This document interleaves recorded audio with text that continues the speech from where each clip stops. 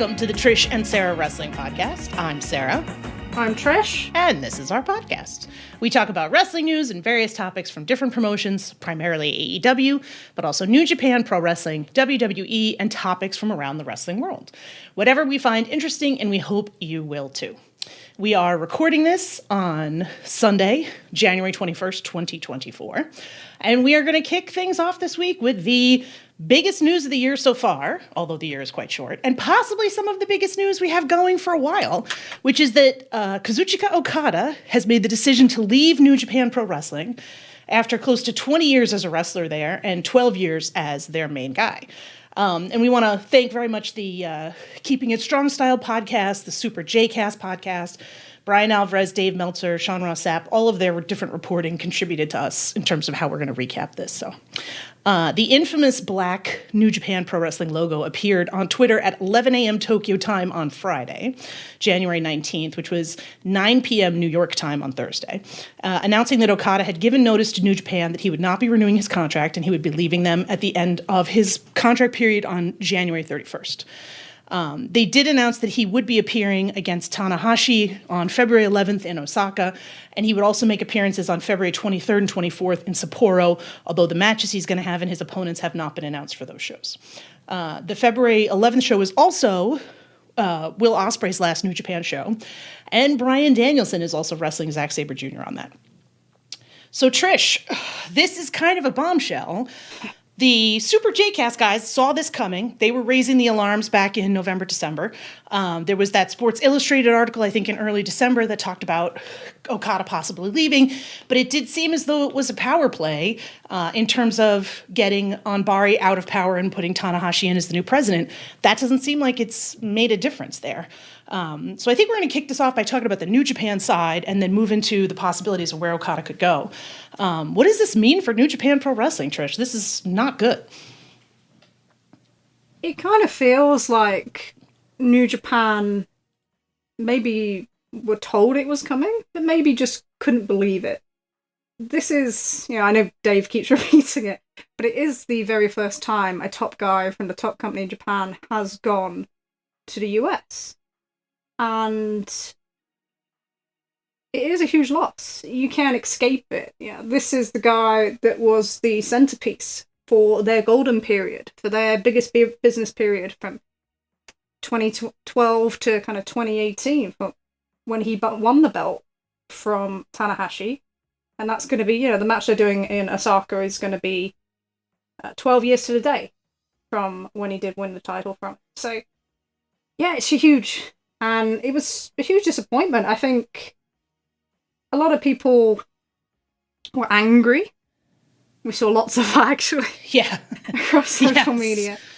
A lot of people were sad. I think, for me, the resounding feeling was disappointment. And it wasn't just disappointment in terms of, not supporting a wrestler. Because at the end of the day, he can make a lot more money in the US right now. That's just the nature of it. So that's where the business has changed, because you've got, when he was looking around potentially earlier, 2018, when they went to WrestleMania and watched Nakamura, he was earning just slightly less than the top earners in WWE.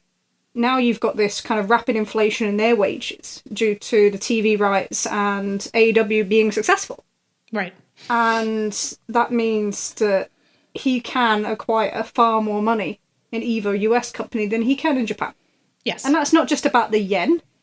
The phrase, the famous yen is down. Hashtag. The yen is down. It's not just about the yen, but it's just about the business strategy and the way that these companies operate. Ibushi Road potentially could have the capacity to pay someone that much, but they're not going to. And they have shareholders to work to and, revenues to kind of support as well. And there isn't the benefit of the huge TV deal. It's kind of very similar to how we've seen baseball react in Japan to kind of this escalation in salaries in MLB, We talked about it when we talked about the possibility of Okada going, how that's kind of been similar. But the disappointment with New Japan for me is that this isn't like a shock in terms of Okada leaving is like out of nowhere. When you look at New Japan for the last 4 or 5 years, there's been kind of failure after failure after failure. And this feels kind of like one of the final points to it. Like somewhere they've reached. It's like the destination for all these constant failures that it's kind of been. You know, the relationship between Bushiroad, Gedo, and the wrestlers has been kind of an undercurrent that's been kind of talked about in New Japan circles, but maybe not as publicised as when there's an issue in AEW, for example. You know, we'll get 20 pages on that. No one's really talking about what's going on in New Japan. Right. There's been this push for more kind of a sports entertainment feel in New Japan, you know, a House of Torture, certain kind of street fight matches, all that sort of thing. And that seems to be coming more from Bushiroad, and that's something similar that they've seen in Stardom as well. And then you've got the kind of failure to get anybody else over the hill to kind of make other stars. So when they lost Nakamura and AJ Styles in 2016, they had Naito and Kenny Omega just to step straight into their shoes. Right. So you kept that momentum going since 2020. Yeah, and you have the pandemic, but you had Kota Ibushi, and they didn't support him in that title reign, and that failed. And then all the issues between Kota Ibushi and New Japan, you know, kind of people find it difficult to talk about, but we know they're there. Right. Then you have Will Ospreay, who vacated during COVID, and then was really never pushed as a top guy. And you can argue that, you know, he didn't have the numbers like Kenny had to get New Japan to invest in him, but they still had that opportunity and they chose not to. And he was their number one guy with Western interest. Same with Shingo Takagi, fantastic wrestler, going to be lent on quite heavily now in terms of match quality and expectations in New Japan, but wasn't really supported and has been treated very poorly since losing that title. And then we never pushed Hiromu up to heavyweight. That needs to be done. Yeah. In fact, if you're thinking about Dome main events, probably the biggest potential main event that they have left with that current roster is Hiromu Naito. So forget it about for the anniversary show. You know, if you're going to have Tanahashi Okada, maybe you run Tanahashi Naito there. But that is and should be the Dome main event now. And then you've got all these new guys, so he's not put over anybody. No. And that's where you kind of feel like they didn't expect it to happen, because... And there's rumours about whether he wants to or not, but the thing that you have to be careful of in New Japan. So you think like when Jon Moxley left WWE, you know, there was this big kind of... Right. You know, there was a big kind of like, oh, you know, this and that about him, and oh, he doesn't like this, and he's not motivated and all that stuff. But in Japan, that's always worse. You always get more of that than you do in the US. So whatever you're hearing about a guy when they leave a company in America, you're going to tenfold that when a guy leaves a company in Japan. But regardless, he hasn't put over any of the new guys. You know, he did the thing with Kiyomiya, killed Kiyomiya completely. Yep. They never paid it off. They did, you know, they've done nothing with Tsuji or Umura, or Shota, or any of them guys. You know, Shota not being put over by Will Ospreay feels like a huge mistake. Because it's not just Okada they've done this with. They haven't put anyone over Okada or Ospreay. I mean, just David Finlay, which just seems weird. I don't know. Yeah. Yeah, it's just... It just feels like they've missed a lot of opportunities in terms of their booking in the last few years. And maybe some of it's trying to rectify it now, but does it feel too little too late? I don't know.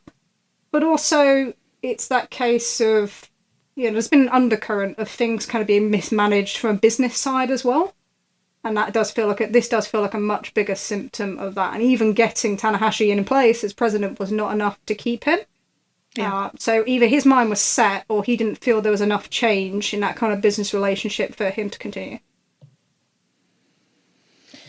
It's, you know, it's not a good thing for New Japan. I think we can kind of both agree on that. And it's one of those complicated conversations that is so funny because you have a lot of people being like, well, this is AEW's fault, right? Like AEW is to blame that Okada's leaving New Japan Pro Wrestling. It's this Tony Khan specifically. He's poaching. I think saw this today. He's poaching their talent. He's literally, and one of the things that's so frustrating about some of these conversations is that it makes it sound like the wrestlers themselves have no free will or agency. Like they're subject to the whims of owners of corporations, as opposed to people who are making choices about what's best for them. And I also think it does bring into that kind of weird nuanced conversation of, AEW has been a good thing for US wrestling in a lot of ways, right?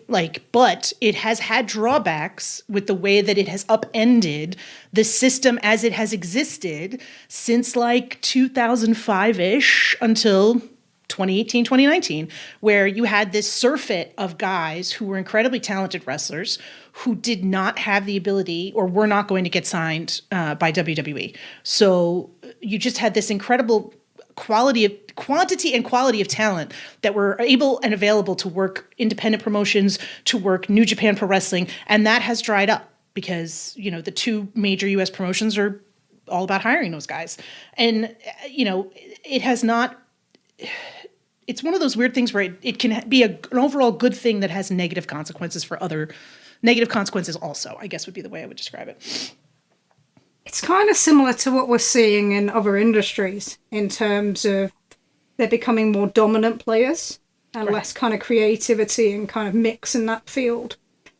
I was thinking, we talk a lot about how kind of broadcasting is merging into a few different kind of avenues, and then it leaves less room for taking risks on things or less avenues for people to explore. And it kind of feels like that. So that's kind of where it's scary in a way, because you feel like if anyone does now get to a certain point in New Japan, that they will be acquired and you will see less of them. So, yes, it's a great thing that workers are now being paid probably what they deserve.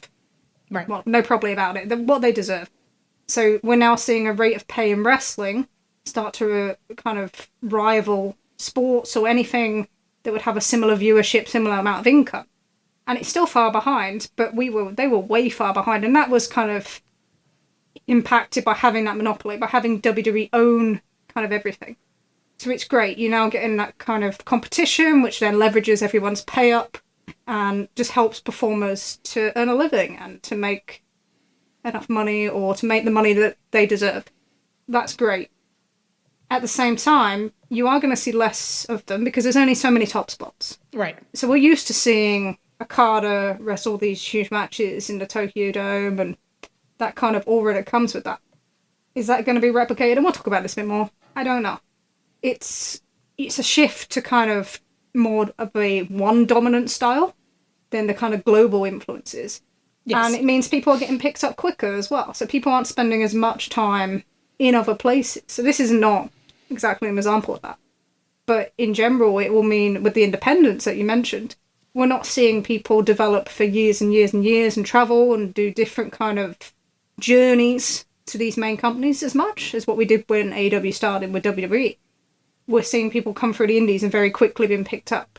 So it's going to be a different sort of development, a different style. I don't think you'll see as much variation as what you have done in the past. But these things tend to run in cycles. Yes. I guess it's just a question of whether they will run in cycles or not, considering the way the rest of kind of media landscape's changing and other parts of life are changing.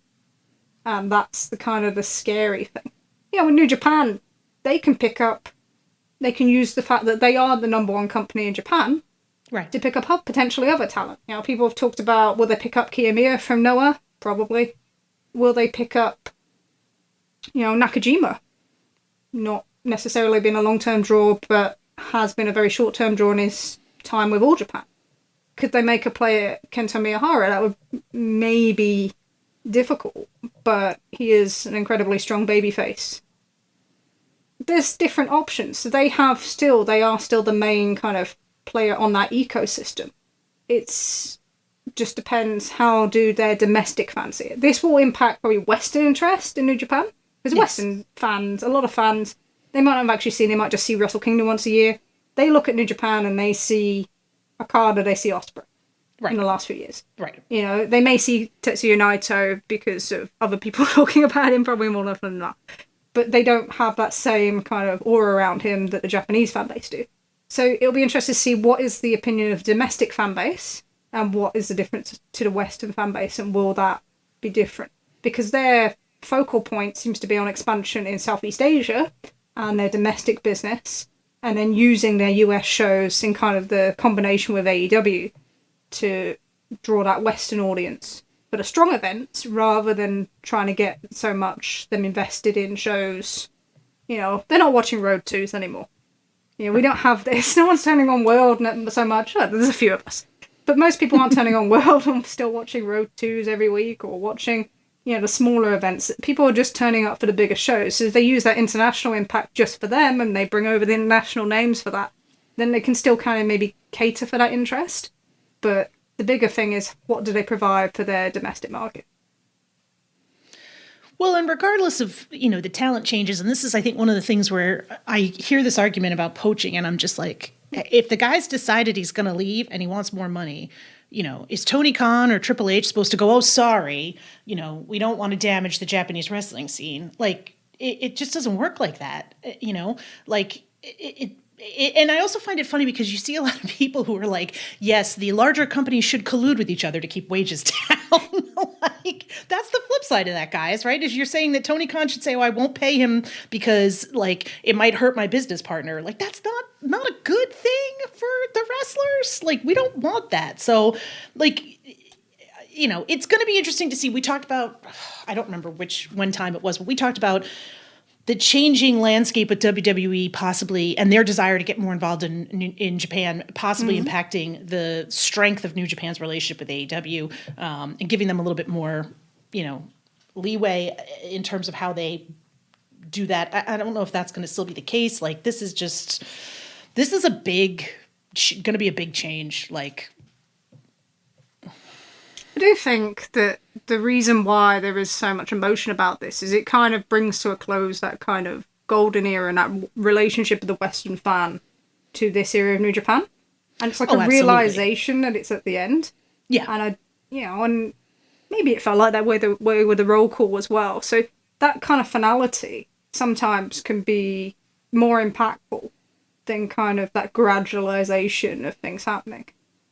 So I do think that's a lot of it, but yeah, it's not poaching. At the end of the day, he's more than aware of how much money and how much of an increase Ospreay's going to make. I'm sure he's probably aware of how much Kenny and the Bucks make. Right. I'm sure he's aware of how much Nakamura makes. Right. You know, if you're going to compare all of the some of his friends in the US. So, and then it's just a case of where does he go? So yeah, WWE, it's a different regime now. They're looking for different things. They have that deal with Abima, which TV, as I'll say, is very interested in. They're not doing great. You know, their numbers are consistently poor. I've heard, I read numerous complaints about different things from commentary to kind of the hang time from when it's screened in the US to Japan this week. But they could really use something to kind of make that deal and possibly, end up with more money out of it. Because that's the whole thing with TKO. It's whatever can drive them to increase their revenue. Correct. So if that's what they're looking for, they've just got back into the Japanese TV market. Could they look for a bigger deal? Perhaps. On the other side of that, would it change anything? So a lot of it's made of the fact that Nippon Baseball lose so many players to the MLB, but yet MLB interest hasn't grown dramatically to the point where it's destroyed kind of interest in Nippon Baseball. In fact, 6 of the 30 teams in the top 30 attendances are all Japanese league teams last year. So the way that they consume in Japan is maybe slightly different from others. But they aren't short of doing stuff to kind of impact on a global market, even when they're looking at US TV numbers and this US upcoming TV deal. They ran Jinder Mahal and Seth Rollins last week. And everyone's like, oh, why are they running it? And obviously that's had some consequences. But one of the big things this year is that their India media deal with Sony is up at the end of the year. And that was a deal that previously went from 28 million to 50 million. So they will want to make more than 50 million on their next deal. So that's kind of really critical for them. So it's always about using these talents to kind of grow in those marketplaces.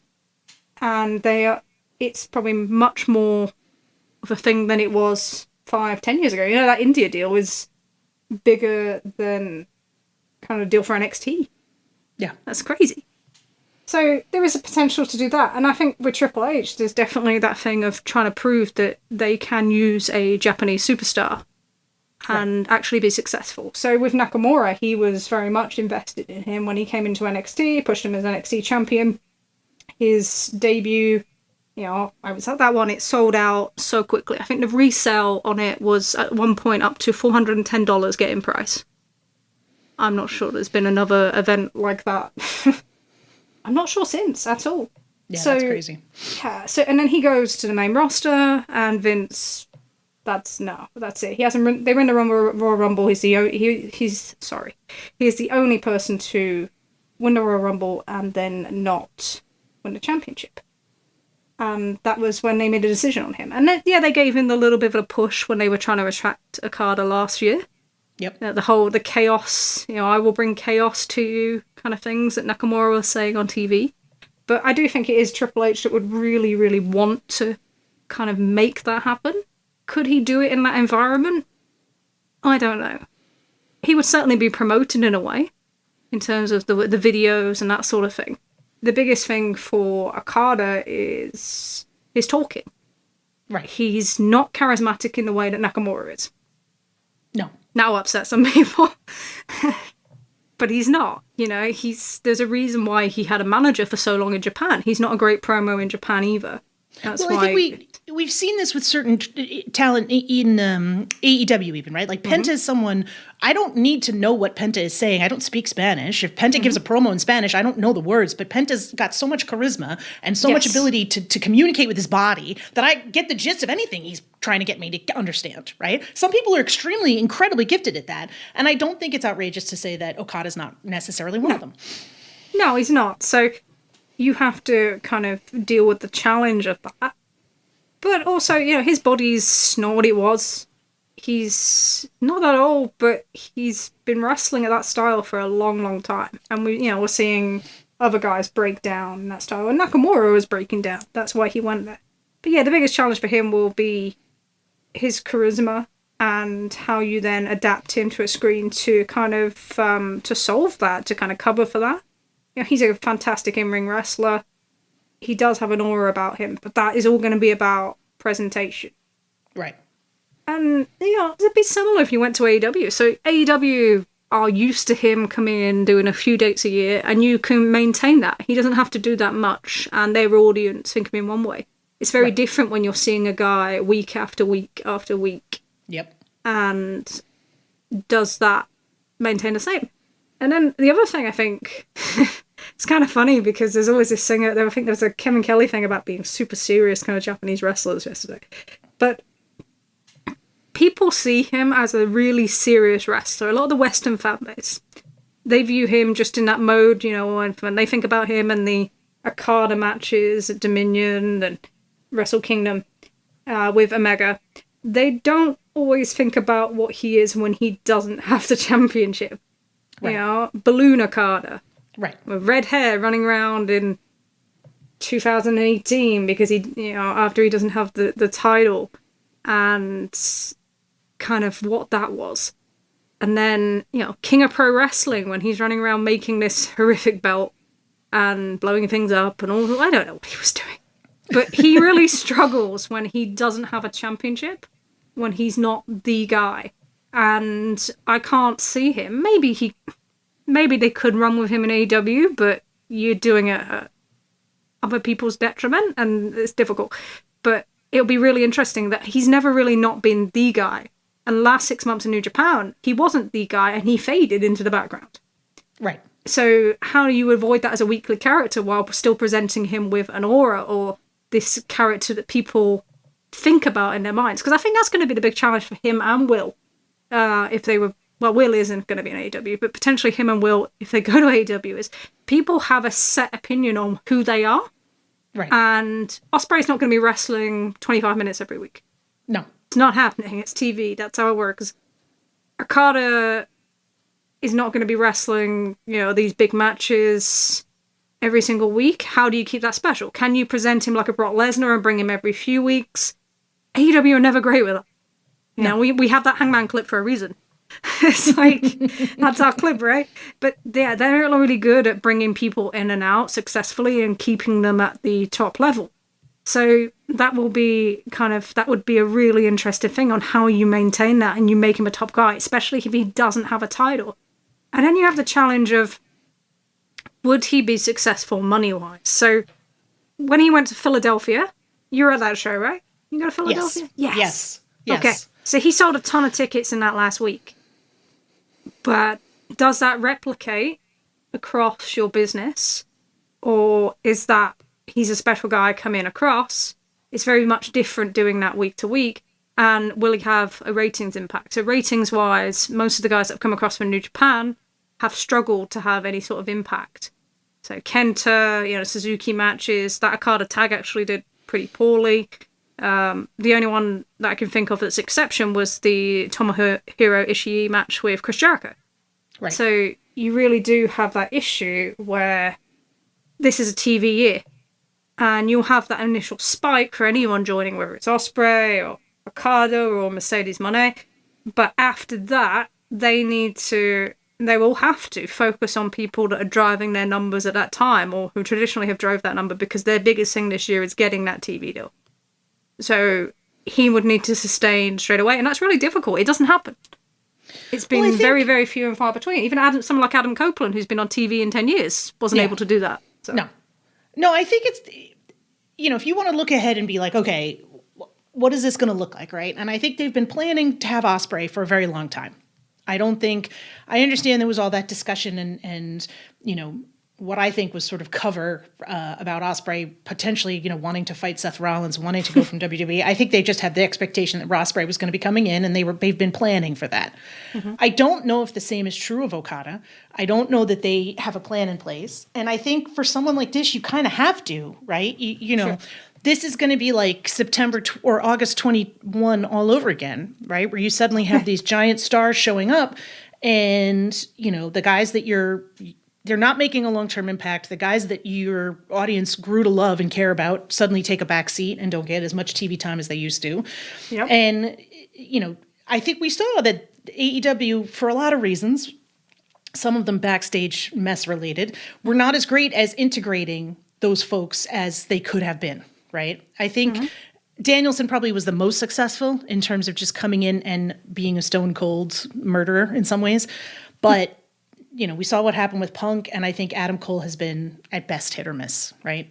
So, you're going to have these guys come in. Like, what is the plan for them? Like, how are you going to incorporate them and integrate them? How are you going to ease language barrier issues with Okada himself? How are you going to make it easier for him to translate to US TV wrestling, which Kenny Omega has often talked about how challenging that was for him and the other elite when they showed up, because they'd never wrestled on US television before. And that was a completely different style for them. Thinking about commercial breaks, thinking about the hard cam. I mean, there's always those jokes about NXT, but it's legitimately a thing. New Japan Pro Wrestling has great camera angles, partially because they don't do that, right? That the camera follows the wrestling and not the other way around.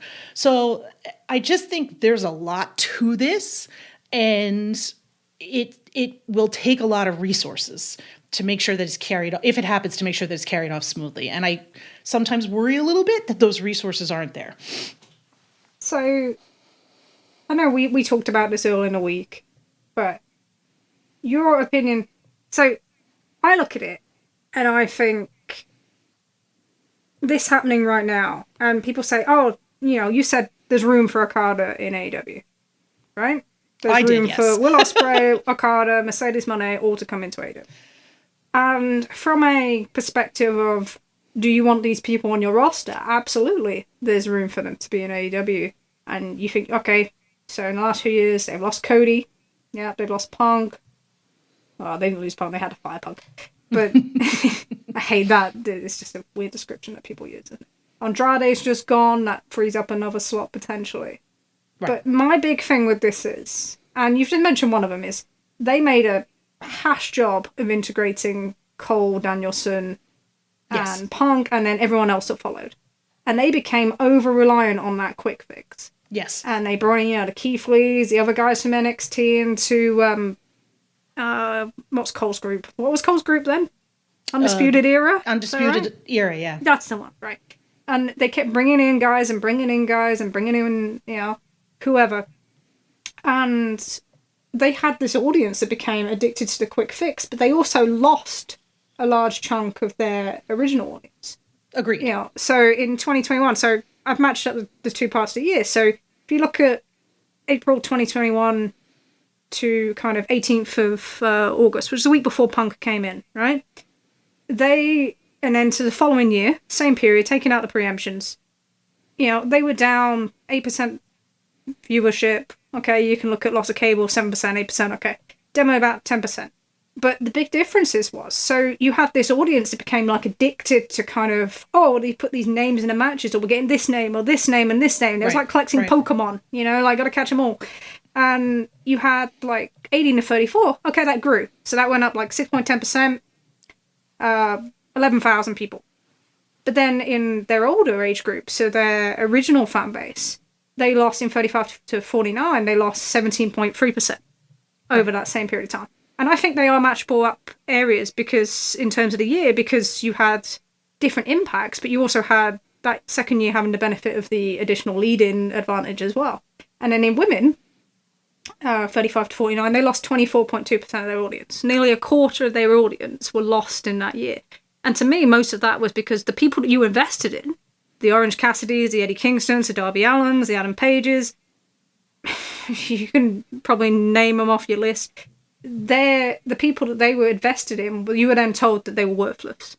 Right. All these new guys were more important. They struggled. Kept beating them. Yeah. Kept beating them. Beat them, yeah. So Punk beat, you know, the four I listed were Punk's 4 pay-per-view. Oh, and MJF, you know, that was his run of pay-per-views, right? Darby, Eddie, MJF, Hangman, right? Then you had someone like, the biggest example was when they did the, we'll come back to this one later. The Owen. So you had Jeff Hardy beating Darby Allin. Like, what on earth was that? The Owen, to me, in that year was one of the most outrageous. Like, that was like, what are we doing here? Like, why is every single AEW original guy getting killed? Like, it made no sense. It was such a bummer. Like, it was such a huge error. And this is the thing. So you can say, oh, there's room in terms of their slots. Okay. Well, there's two things to that. So at the moment, the TV feels fresh because there's more opportunity. Yes. But is there opportunity for people to progress upwards currently as well? That's the question. So Daniel Garcia comes out of that tournament, and now he's playing secondary to FTR, right? So he's not moved upwards. Jay White does some great character work in the kind of back end of the CC. He's now doing this trios thing. Then you've got Hook, right? What are you going to do with Hook going forward after this? Do you have a plan? Are you able to elevate him? Are you able to give him the TV time? Because the way I look at it is this. So you've got Mercedes Moné potentially coming in. She's going to take up one segment a week. Potentially additional to the women's segments, what's been talked about, okay? You've then got Will Ospreay. They're going to want to push him hard, coming up, especially because we're coming up towards All In. And at the start, you're probably going to put him with... Well, they're going to put him with John Moxley first. You're going to put him with draws, because the idea... The way that they generate draws is by putting them with other draws. That's been the way they've done it since the start. That's how MJF became a guy. It's how Hangman's finally converting his numbers. So that's what they're going to do with him. So he's on TV. You get Okada, you're going to have to put him on TV on a regular basis in another slot. At the moment, you've got guys step back. So you've got Chris Jericho step back. He's going to come back on TV because it's a TV year and he is a huge draw, especially in male 35 to 49. Yes. They're going to put him back on TV in a regular slot. And he's going to want that slot back. Danielson's kind of happy playing around on Collision. But he'll want to be on Dynamite at times as well. John Moxley's not going to sit around in the background forever. No. You know, one of the biggest draws they have, especially, you know, great history in drawing women as well. And we'll get to later why that's more important now than ever. So you've got him coming back in. Max is going to come back in. Yes. Yeah, Max isn't going to probably be able to demand half the show now, considering that the whole kind of belief that the numbers go down with him not around isn't kind of paying out, but we'll see how that works in the long term. But he's still going to want one of the big callers in the show. Then you've got other guys, you know, coming back. Cole, when he comes back into thing, you know, we all know Adam Cole is, you know, someone like Tony really likes to push. And at the moment, they've already secured that kind of group off into the side, which has been great, actually. Great decision. Doesn't need to be leading the show. You know, it kind of looks really silly with him running around as a manager and half crooked. It's not a great look. So yeah, that going into the background, fine. And they'll quickly get jumped by the Bucks as the secondary heel thing, probably in the company very soon. So that's fine. But he'll want that spot on the show. So you keep adding up numbers. Christian Cage, Adam Copeland, none of these guys are being paid small amounts. And Mercedes is not going to be paid a small amount either. He loves Tony Storm. That's another segment. So basically, what I'm saying is with these guys coming in, this time has to come from somewhere. Right. And it's going to fall and it's not just a time. And it's the thing. So everyone goes, they'll fix the time. They've got Collision. Collision's it's not like Raw and SmackDown. They're not equivalent. No, you go on Collision, you don't get seen. There's a reason why only FTR and House of Black live on Collision Island, specifically. Everyone else comes off and goes back on. Because you need to be seen by all the different parts of the fan base. So you have to find that time elsewhere. But also, you have to have the people for these guys to beat. So if Mercedes come in that division, okay, there's people that you can run through. Okay, fine. But it's the same thing. So if you bring in Will Ospreay and Okada at the same time, who are they beating? Who are you sacrificing? And you know that it's going to fall on the original guys. Right. You know that it's going to fall on the same guys. You don't. These you guys don't have think hit a ceiling already. You don't think Malachi's going to take a beating here? He's going to go down for Okada? You don't think Miro's going to job to Ospreay? You don't see it? No, you don't, do you? You know, come on. But that's the thing. So everyone thinks about, there's room for them at the inn. Well, yeah, there is room for them at the inn, but somebody else is going to be sleeping under the bed. Right. And it's generally going to be these people that you can't keep beating and beating. And that includes John Moxley. You can't keep beating and beating him, because eventually you do lose that. Especially if you're not doing anything with the people who beat him, right? No. And we've talked about that. Nothing's happening with those guys, right? So... Yeah, and you can't put that ceiling on. So, we've seen recently Orange Cassidy has hit that ceiling. Yep. And instead of elevating upwards, he's kind of gone static and is now kind of the secondary guy in a feud again with an ex-WWE guy. He should be higher than. He's the secondary feud to that in secondary guy in that feud to that group. And Eddie Kingston, you've got his moment to do. Darby Allin, after the Sting run, where does he end up? He's probably going to put some of these guys out. John Moxley, he's in the prime of his career. He's not that old. People talk about Moxley sometimes like he's 45. He's like a decade younger. Come on now. They do. They like... He gives off strong daddy vibes. I don't know what to tell you. You're going to get us in trouble with that conversation. But he's not that young. He is in the prime of his career, and it's the same thing when they talk about, this guy should have the world title, that guy should have the world title. But what happens to the people that are carrying that stuff at the moment? We'll get to that a little bit later. So I think you have a valid point here, and I don't entirely disagree with you. I think there's definitely some validity. I think one of the challenges is, and things obviously change significantly. I don't want to say significantly, but we've seen some changes in the last couple of weeks that, made me a touch more inclined to be sympathetic to what you were saying. But it's hard for me to look at some of these TV matches that I'm watching and be like, there's no room for Okada, we've got to get that Dustin Rhodes Christian Cage match in. We can't hire Okada. That's the kind of stuff where I'm just kind of like, But how are they going to run those matches? Or are you going to get Okada squash another protected guy, Ospreay squash another protected guy? Right. And that's the difference, isn't it? So are we going to get that, or are we going to get, the Okada match, the Okada match with the Luchadors? I don't know. This is the big question. Have we learned our lessons from 2021-22? Or are we just going to repeat them again ad infinitum? Except this time with New Japan guys instead of WWE guys. Right? Sure. And that's the part where that's the great unknown. Right? Yeah. And I don't know that you and I have an answer for that, Trish. No, I think it always worries me more, because I always think about it's what TNA did. So TNA brought in person after person, and they put these people at the top, and they, said to their people underneath, or the people that had started, the AJ Styles, the Christopher Daniels, Samoa Joe, the current AEW World Champion, they had the match with Kurt Angle. He was never the same after. Right. They missed their slot with him. Because and you can argue all the reasons why it should have been Kurt and his name value, except for the people that thought he was dead. Have you ever heard that story? No. Yeah, he once spoke to someone, and they said, he was in TNA, and no one knew he was there, so they thought he was dead. Someone said that to his face. It's just horrific. But, you can argue all the reasons as to why, but at the end of the day, they missed that chance to push their own people, and they suffered for it. And then they went. You know, Joe goes, AJ Styles goes and becomes a bigger star in New Japan. And that's the risk, is you create this ceiling, you create this inability for other people to come out because you keep bringing people in and bringing people in. And they're bringing people in at top and bottom. You know, we've got potentially Toros coming in. Right. Fantastic wrestler, great base. And you've got Brian Keefe now coming in part of that roster. So you're bringing in people at the top and the bottom. Is that you don't give room for your own people to grow.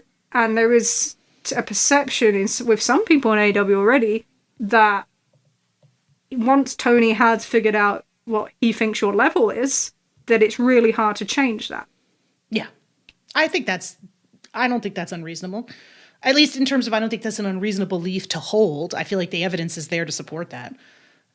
Yeah, so when they look at their own people who are in top spots or who are climbing towards top spots, and they don't see them progress, and they see these other people come in with a less drawing history and being given more, you know, that's going to become potentially an issue of getting people to stay.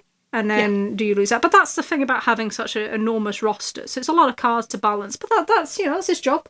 We'll see how to get on. It's a similar thing in WWE as well. They have a lot of things to balance in aspects. They're probably a little bit thinner on the upper mid-card top end, which makes it a little bit easier for them. But it's a similar issue. And what you don't want to get to... So my big thing with all this is... The thing I would love to avoid is... You ended up, you know, WWE had like 230 wrestlers at one point, I think it was, on their books, like in a warehouse. And what you don't want to do is end up with two American companies with kind of this huge warehouse of talent, and we barely get to see them. Because as a fan, you know, the biggest thing for me is that we won't see Okada wrestling to his kind of maximum potential as on a regular basis as much. And that's the kind of thing that you kind of think as a fan, you know, I'm not going to see so many of these people in so many different places at the height of their powers. They're all going to be in this one place, and that's great. I get to see these matches. Right. But I'm not going to see and enjoy so many things as on a regular basis as once I did. So right. Maybe that's the way I look at it. But hey, yeah, should we be positive about something? Should we talk about some AEW and Trish, be nice? You know how much I love positivity. I have never been hyperbolic or negative about anything a day in my life. Of course. Of course. And I think, so one of the things we talked about in our last episode, which was 2 weeks ago, was how sort of disappointed we were in the first post-World's End Dynamite, and how it didn't seem like anything changed significantly, and how things were kind of a bummer. And there were a few things that we talked about. And Trish, I think we should do what the male podcasters do, and we should take a little victory lap, because those guys love to pat themselves on the back. And I think we should talk about there were 3 things that you and I discussed last episode that we wanted. One of them was more Hangman on TV. I think we said, Tony Khan, you could book him anytime you want to. One of the things we talked about was mustaches and how great those things were. And the other thing we talked about was how much we were missing our fun guys. And guess what happened, Trish? We got more Hangman, we got more mustaches, and we got our fun guys back, with the exception of Pac, which has not arrived, but it sounds like he's on his way. Okay? So I think it's clear that when you look at influencers in the wrestling space and where the promoters and the taste makers of wrestling, they want to know what's hot in facial hair, they come to us, the Trish and Sarah Wrestling Podcast. This is the zeitgeist for mustaches. I actually did not think you were going to do it. Come on. I got to listen to all these dudes endlessly congratulate themselves. I just got to lean in and have the confidence of a dude. They're amazing. Yes. That's wonderful. The last 2 weeks of AEW has been a better version of We Didn't Start the Fire. Let's face it. You know, you could come up with the bit at the end where Billy Joel's just shouting out stuff. And it's like, Hangman on the TV! Like... they need to get Copeland in a version of that. They had like the Edge and Christian show. Back in like 2016. They need to get let's redo a version. Get him to redo a version. Come on, Cope. Christian's there as well. You can redo make the it show. happen. Make it happen. Another version of that. Yeah. But seriously, the last couple of weeks has just been like a complete 180 from 2023 in ways that I have just enjoyed the hell out of myself, right? So just in the last 2 weeks, right, we had the Young Bucks are back, and they are just little assholes, which is the best Young Bucks, right? We've had, they announced Sting and Darby versus the Young Bucks, which we'll get into briefly because there's a lot going on with that one that I'm just going to really have a good time with, let's face it. Oh, yes. Yeah. Hangman was on TV. multiple weeks in a row. He had in-ring promo segments. He had backstage promo segments. He wrestled multiple times. He's all over the place. I mean, I genuinely questioned whether we'd fallen into an alternate universe. Like, what the hell? This is great. I'm living for this. Okay. I thought it was like, I'm pretty much sewed into the fact that Tony was visited by 3 ghosts at Christmas. Like on Hangman. I tweeted that thing out with like one of the ghosts. I'm like, this is real now. I seriously believe it. This has happened. There's no other explanation for this. My God. The other thing that was crazy, so the rankings are back, Trish. They announced this last night. Another topic we're going to get into. Like, what? The women are getting in-ring promo time and good matches. We're seeing really good workers on the women's division coming in.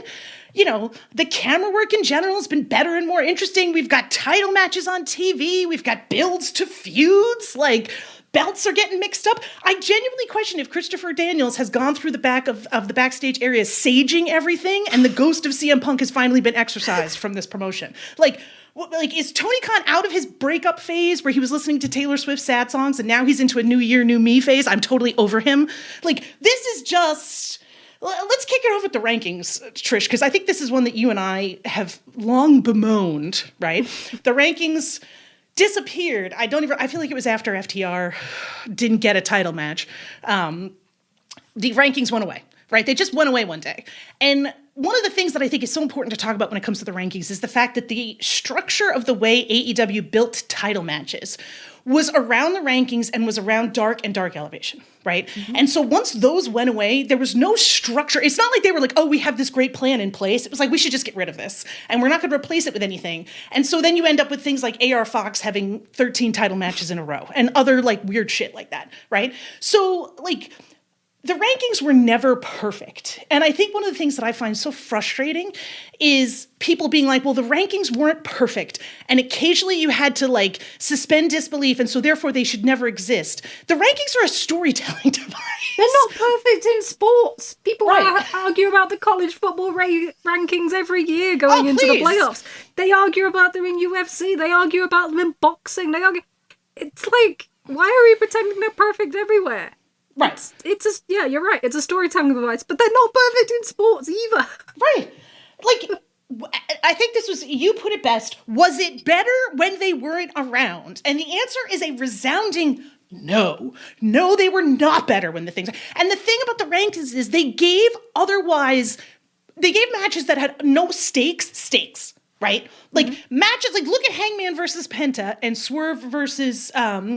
Jeff Hardy that are coming up this Wednesday, right? Neither one of these there's no feuds associated with them. Like, obviously we know that Hangman and Swerve are currently in a title program. Neither one of these matches particularly have stakes.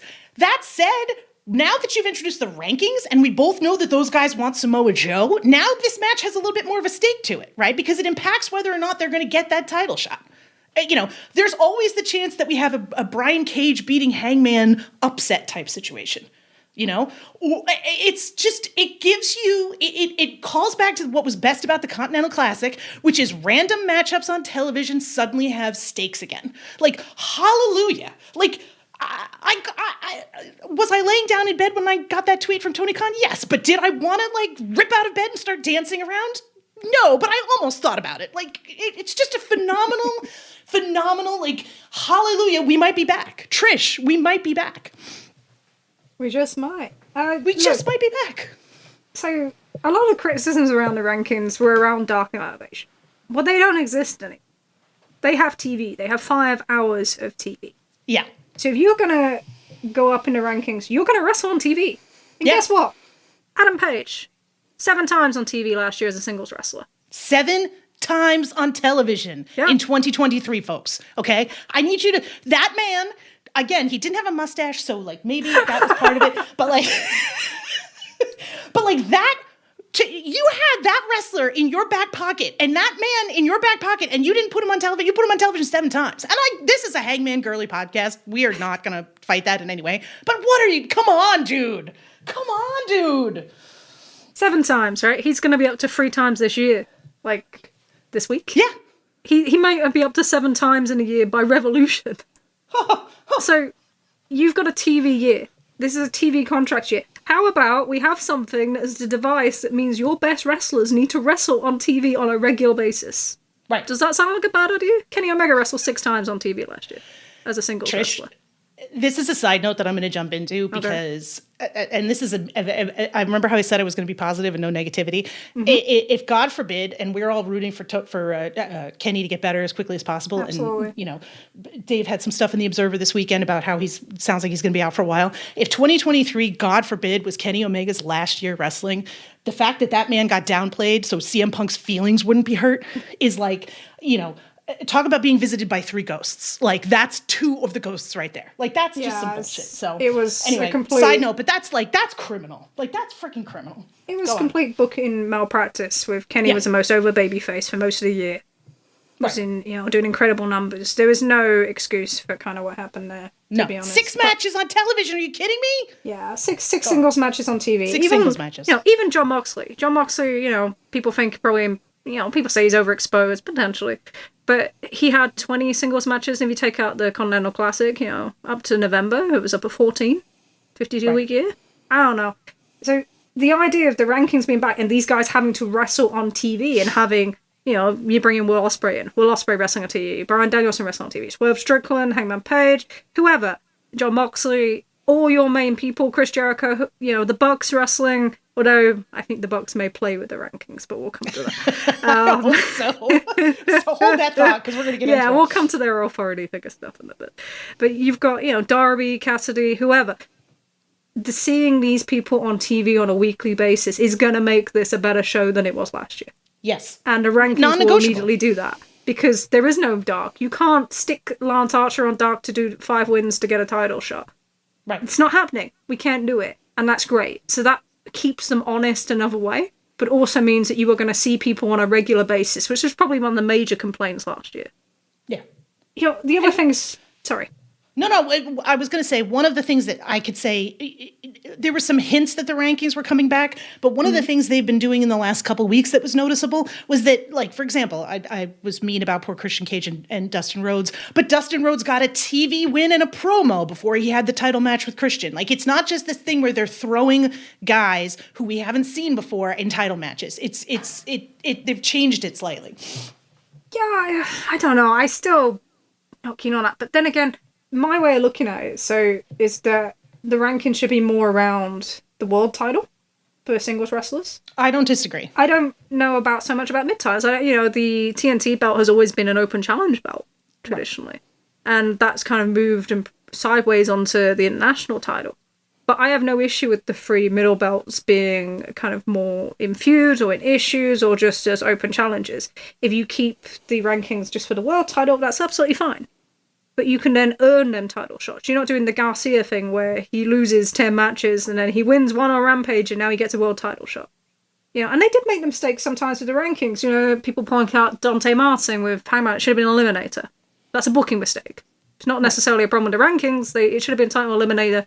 But that was more because they wanted Hangman to have a certain amount of wins to try and please the fan base because they knew they were taking the belt with him. Yeah, right. So that was other pressures that created that. And, the FTR thing, well, maybe, it's one of them things where, so they were number 1 contenders for how long, whoever, when they had the Ring of Honor belts or whatever. Well, maybe they should have just wrestled the Acclaim when they were faces, So there's always been other points in that. But they have somebody who's great with detail, Will Washington, in their creative team there. So you have somebody in terms of keeping them honest or keeping that detail in place or ensuring it matches with where they want to go in the storylines, they have someone with that type of brain, and that's going to really help them in this time around. Yeah.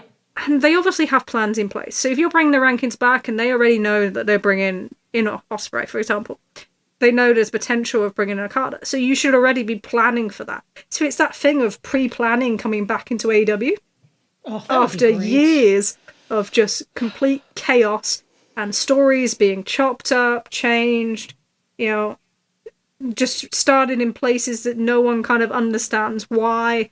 So that feeling of kind of momentum building because you can feel there's a long-term plan in place, it's that trust in your audience back into the product. And that comes with the thing, Dave was talking this morning about perception, and AEW has to overcome that perception. One of the great ways you can do about it is you rebuild that trust. And that's what this is about, because the thing the rankings did well for me was it created momentum, as in you could see something coming. Yes. And you got excited for it. It was awesome. Yeah. That was one of the best things, was like, oh gosh, he's climbing. Let's go. Like, it was a fun, stupid, I don't know. Like, I just feel like you want to complain about the rankings. The thing that I think is, you know, the WWE idiots hate the rankings. And that alone should tell you that they're a decent device to do something with. You know what I mean? No one's looking for perfection on these things. You're allowed to suddenly take a shortcut, or somebody wins a ladder match, or somebody does it. Like, I'm fine with that. There's nothing wrong with those things. Like, but you have to have a consistent structure in place for your general week-to-week booking. And they have missed that for so long. And the thing about that ladder match, right? So everyone goes, Hangman's Casino ladder match run. One, he still had that record. He got knocked down the rankings because that was the storyline device they did with the 5v5, which was a late decision for many reasons with Hangman. Yes. So they did that. But when he comes back in that ladder match, what people forget is 4 out of the 5 guys in the rankings with a better record with him were in that ladder match. Yes. He beat everybody above him in the rankings. Yes. That was how we knew he was coming back. We spotted that because we had the rankings to look at. That became a source for excitement because we looked at that and went, oh my God, Moxley's in there. Oh my God, Orange Cassidy's in there. Like, Lance Archer. We knew then that he was coming back. So people look at that and they go, oh, you know, he jumped this and he worked this. It gave us the excitement in the first place, and that's the bit you've missed when you fought back on that. So yeah, it's not going to be perfect, but my God, it's got to be better than what we've had in the last 18 months. Like, please just give me some structure. I'm like an angry toddler. I just would like some structure. Oh my God. And yeah, it makes them an alternative, and everything that distinguishes them away from WWE is great to me. Because it got too close. Especially in the last 6 months of 2020 and 2023. It got far too close in the storytelling devices and things not making sense, or people shrugging their shoulders and just saying, oh, it's fine. It's not fine, because you know, you've got to give people a reason to invest in this momentum. And that's part of a huge thing, especially for your baby faces. And this is what we talked about last time. What's a great way for a momentum for baby faces? To be on TV every week and to win every week and to cut promos about it. And the rankings give you a reason to do that, just like they did in the Continental Classic. Yep. Narrative coherence, to bring back a catchphrase. Yes. You know? That is like the podcast catchphrase. You could just be coherent about it. Follow your own internal logic. You can do some crazy things once in a while, but like they have to make sense within the universe you've created. It's basic fiction, folks. It's not that like complicated. So moving right along to another topic which we said we were going to discuss, the Young Bucks have returned. They made their triumphant return to Daly's Place at the very end of the Homecoming episode after poor Sting put himself and Will Hobbs through a table, and Darby Allin just destroyed his body with 17 different ridiculous moves. Tony Schiavone pulled them both into the ring to discuss who was going to be the opponent for Sting's last match. And of course, out come the Young Bucks with total new gimmicks, suits. They looked like the Spy versus Spy guys from Mad Magazine. It was spectacular. There was a stare down, and then that was it. And then last week we had a sit down interview. Well, before I get to that, so yes, the Young Bucks were announced as being Sting and Darby's last match, or Sting's last match, probably the main event at Revolution. The internet sort of melted down. The usual suspects melted down. There was a ridiculous number of people that were like, it should have been FTR. And no solid reason was given as to why it should have been FTR. But apparently FTR are just supposed to do everything.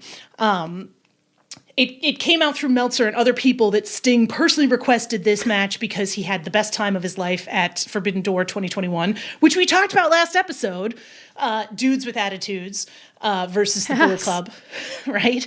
And that's what he wanted. And to me, that's one of those things that the minute Sting's like, yes, that's what I would like the argument goes away. Like, even if it had been announced that it was the FTR, and, I as someone who's raises an eyebrow at FTR at times, is the most charitable way to describe it, probably would have been like, really? But if Sting had come out and said, I really wanted my last match to be FTR, I would have been like, oh, cool, no problem.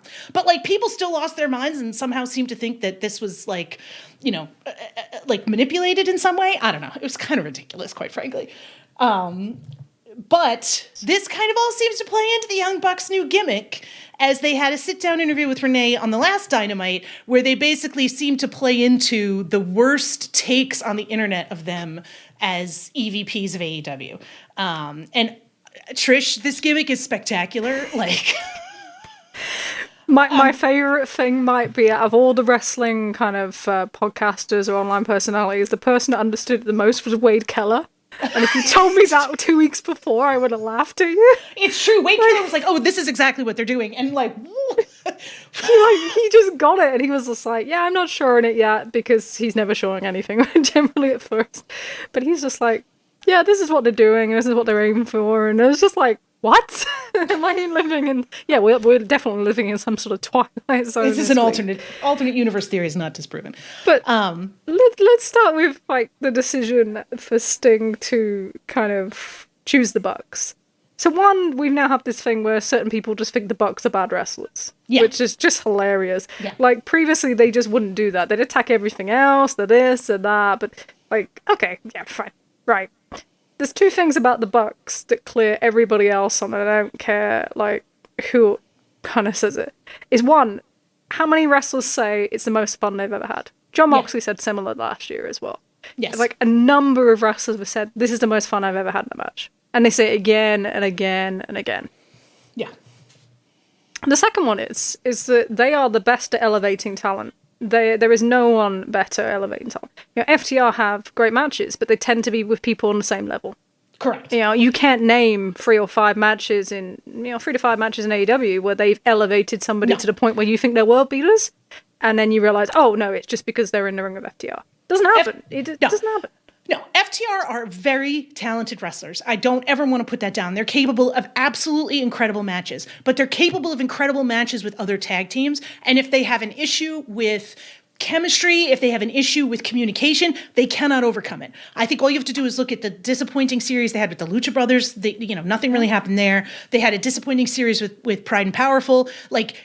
And those are both two phenomenal tag teams, but they just simply could not overcome this sort of weird chemistry disparity. And I think that's the case with FTR. They cannot carry people to phenomenal matches the way that the Bucks can. There's no negating this. There may be other teams that are capable of doing this, but they're not in AEW. That's it. No, so when Sting says that he had a great time in that match of Forbidden Door, which was fantastic, like it was the surprise probably of the show. Very late put together because, Hiromu couldn't make the flight. Yep. So they took Hikuleo out and it was just Sting, Darby, and Shingo Takagi, who is basically like just putting replacement Kenny Omega in the match. They wrestle so similar in some ways, versus the Bucks and ELP. But they put that match together pretty much last minute. And Nick is so good at putting matches together. You know, he's the unheralded guy. When we've spoken about this previously. Yes. There is not many people in the world better at putting them sort of matches together at him. And you're hiding kind of the low point. So it's been very noticeable that since Forbidden Door last year that Sting has started to see his age kind of catch up with him in AEW. Yes, he's not as mobile. Yeah, he's not as mobile. He's having issues with certain things. He's getting hurt more. And maybe you can have the third thing is that people don't really get hurt with the Bucks either. Right. So they tend to keep people really, really safe. So there is no tag team that matches them in AEW for that. So in terms of Sting picking his opponent, for the best kind of opponent for him, it all makes sense to me. Never mind, you want to talk in business. No tag team sold more tickets than the Bucks last year. Right. You can all lie to yourselves. It's, you can just look at 2 or 3 figures alone and you'll get that number. They sold the most merch last year in AEW. Yep. Which is insane considering FTR had so much of the CMFTR run and all the extra additional merch and that. Yep. People don't really like that either. And people go on about TV ratings. Well, there's twofold for TV ratings. So up to 2021, mid-2021, August 2021 even. The Bucks were great for TV ratings. Then you downcycled them. You told everybody they didn't matter. And you ad break them more than anybody else. They take crazy ad breaks, Trish. There is no one else in that company who is a main player that takes as many ad breaks in the last year as the Bucks did. Oh my God. Yeah. Like double ad break to high hell. So you don't really know what the potential is of them in key slots anymore. And you will have to rebuild them in some ways.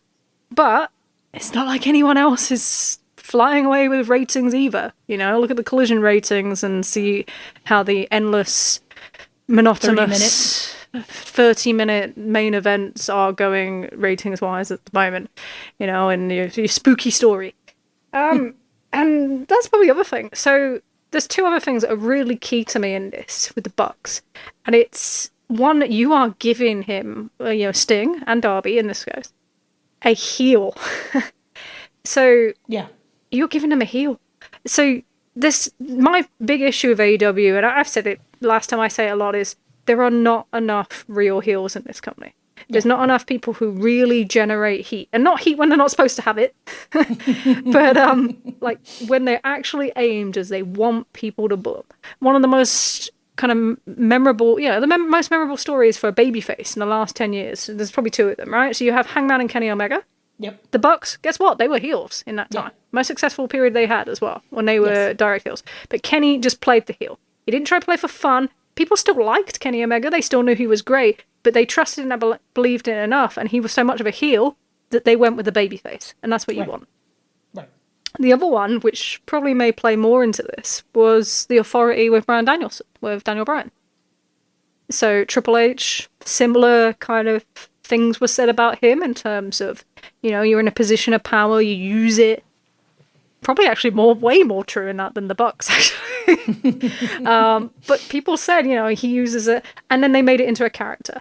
And you can argue whether it overshadowed the Seth Rollins run before that, or whatever, after that, or whatever you want to argue. Fine.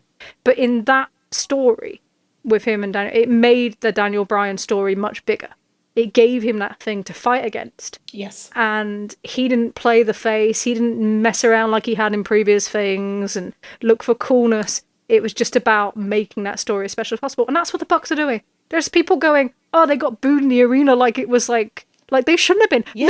No, they want to get booed. For fuck's sake. There is, for the first time in forever, there is somebody in this company that actually wants to be booed.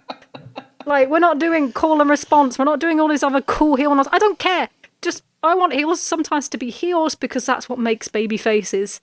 And for Sting to go out as a pure baby face against someone who's playing that heel, who's going to set things in front of them, who's probably going to interfere in their quest to get the belts. How funny would it be if they just came in and just stole that opportunity? We're in charge now. Or we're top of the rankings because we're doing that. They should absolutely take credit for the rankings coming back all the way. I genuinely think, to me, they need to lean into this gimmick as hard as possible. And I genuinely want them, whether it's on TV or on social media, taking credit for every freaking thing that the internet bitches about. Every rating. Every rating, every freaked out thing, everything that happens that people are like, why didn't this happen? There should be a tweet being like, it was because of us. We did that. Like when they were like, oh, we cut the camera away from SCU's hug. Remember that at the end of that match? Right? That's the kind of shit they should be doing over and over again. And they should be pulling weird shit on the tag division, right? Let's get that freaking division going again. They should be doing stuff like that. That would make some of this stuff and everybody says heel Bucks are the best Bucks. It's non-negotiably true. And I just think they should lean into it as much as possible and just make people insane. You're going to make them insane anyway. Make them legit insane. I'm so excited by this. I think there's so much potential in it.